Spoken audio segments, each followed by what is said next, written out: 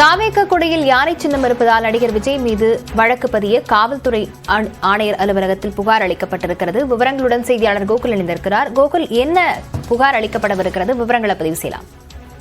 தமிழக வெற்றி கழகத்துடைய தலைவரும் நடிகருமான விஜய் மீது சென்னை மாநகர காவல் ஆணையர் அலுவலகத்தில் ஒரு புகார் அளிக்கப்பட்டிருக்கிறது. சென்னை ஆர்கே நகர் பகுதியைச் சேர்ந்த ஆர்கே செல்வம் என்பவர் இந்த புகாரை அளித்திருக்கிறார்.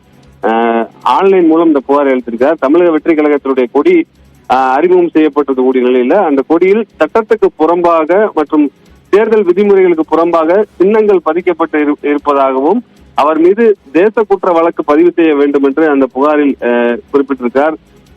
குறிப்பாக நேற்றைய தினம் அந்த கொடி அறிமுகப்படுத்தப்பட்டது. அது கேரள மாநிலத்துடைய போக்குவரத்து கழகத்துடைய அரசு சின்னமான யானை சின்னம் இடம்பெற்றிருக்கிறது. மேலும் ஒரு சமூகத்துடைய கொடியையும் நிறத்தையும் பயன்படுத்தியிருக்கார்கள். அதே போல ஸ்பெயின் நாட்டுடைய தேசிய கொடியுடைய நிறமும் இதில் இருக்கிறது.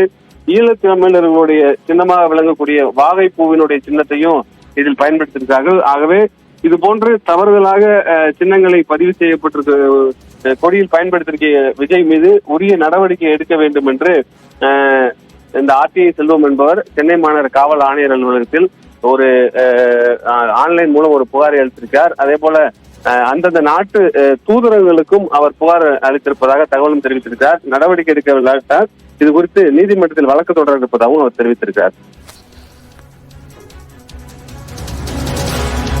விவரங்களுக்கு நன்றி கோகுல்.